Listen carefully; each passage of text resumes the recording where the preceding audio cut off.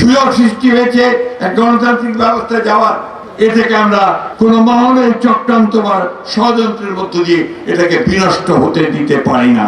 দয়া করে পানি ঘোলা করার চেষ্টা করবেন না, দয়া করে দেশকে অস্থিতিশীলতার দিকে নিয়ে যাবেন না। বন্ধুগণ, বাংলাদেশে সবসময় কিছু মানুষ থাকে, মহল থাকে, শক্তি থাকে যারা বাংলাদেশকে সবসময় ডিস্টেবিলাইজ, অস্থিতিশীল করে দিতে চায়।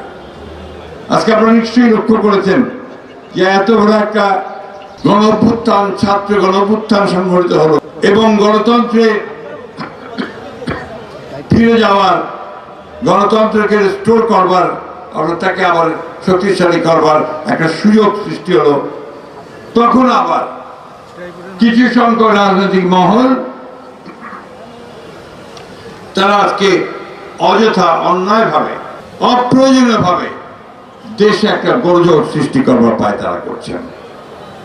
6টা সংস্কৃত কমিশন, একটা ঐক্যমত্য কমিশন, প্রায় 1 বছর ধরে তারা সেখানে আলাপ আলোচনা করেছেন, খাওয়া দাওয়া করেছেন, সব কিছু করেছেন। সব শেষে কি করলেন? এই ঐক্যমত্য কমিশন এমন একটা প্রস্তাব জাতির সামনে নিয়ে আসলো যেটা তার কিছুদিন আগেই 17 অক্টোবরে সই হয়ে গেছে। আমরা যে বিষয়গুলোতে একমত হয়ে গেছি সেগুলো সই হয়ে গেছে, আরো সবাই স্বাক্ষর করেছে। তারপরে তারা আবার নতুন নতুন প্রস্তাব নিয়ে এসছে এবং সেই যেগুলো আমরা স্বাক্ষর করেছিলাম সেই প্রস্তাবগুলো ভিন্নভাবে উপস্থাপন করেছে। কিন্তু দুর্ভাগ্যের কথা, হঠাৎ করে দেখা গেল যে এই উপদেষ্টা কমিটি তারা একটা উপদেষ্টা মণ্ডলীর সভা করলেন।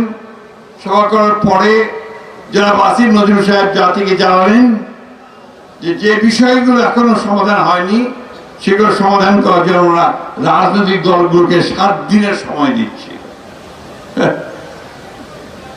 রাজনৈতিক দলগুলো হচ্ছে তাদের হাতের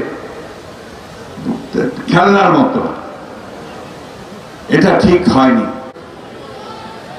আপনারা সঠিক কাজটি করেননি, পক্ষপাত দুষ্ট হয়ে কাজ করছেন। আমি আজকে পরিষ্কার ভাষায় বলতে চাই যে আজকে যে দাবি দাওয়াগুলো নিয়ে কয়েকটি রাজনৈতিক দল ঘেরাও করছে, অস্থিতিশীলতা সৃষ্টি করার চেষ্টা করছে, আবার একটা চক্রান্ত করছে নির্বাচনকে বানচাল করার জন্য, নির্বাচনকে পিছিয়ে দেওয়ার জন্য, এটা এই দেশের জনগণ মেনে নেবে না।